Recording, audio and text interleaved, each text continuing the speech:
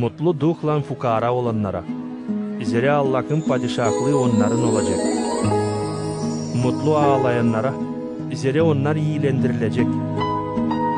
Mutlu yavaş olanlara, zere onlar yerin miraççıları olacak. Mutlu ağaç hem susuz olanlara doğruluk için, zere onlar doyunacak.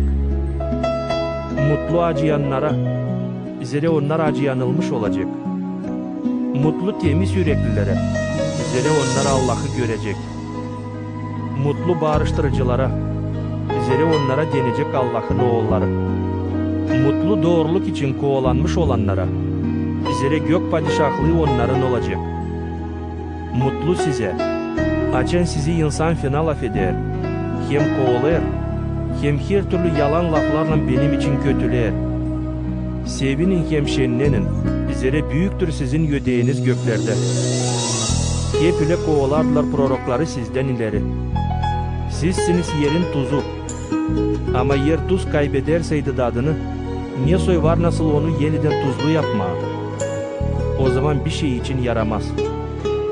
Kalırsa da atılsın dışarı, ki insan onu ayakla çiğnesin.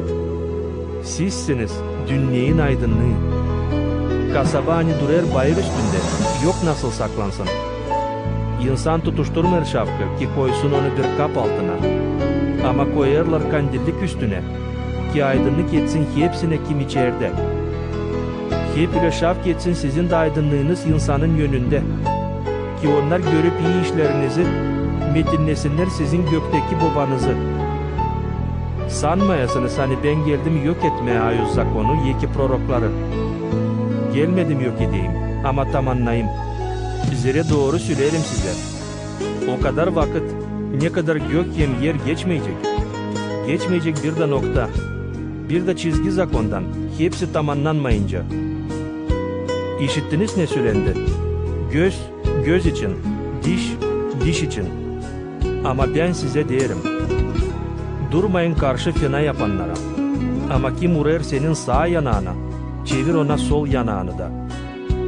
Kim seninle davalaşma ister, ki alsın gölmeğini, ver ona 100 trubanı da. Zorlarsaydı bir kimseyi seni, gidesin onunla 1000 adım, git 2000. Kim ister senden, ver ona. Dönme arkanı ona, kim ister ödünç senden. İşittiniz ne söylendi? Seversin yakın olanını, ama düşmanından haz etmeyesin. Ama ben size derim, düşmanlarınızı sevin, beddua edenleri iyi sözleyin. Yapın iyilik onlara, kim haz etmer sizden. Dua edin onlar için, kim gücendirer kim kovalar sizi. Gökteki babanın oğulları olasınız deyin. Zere o yapar ki gün doğusun nice iyi olanlara, hep ile fena olanlara da. Verir yağmur doğru olanlara, hep ile kötü olanlara da. Yer severseydiniz salt onları, kim sizi sever, ne ödek beklersiniz? Yapmır mı bunu kartçılar da? Yer selam verirseydiniz sadece kendi kardeşlerinize, ne üstün iş yaparsınız?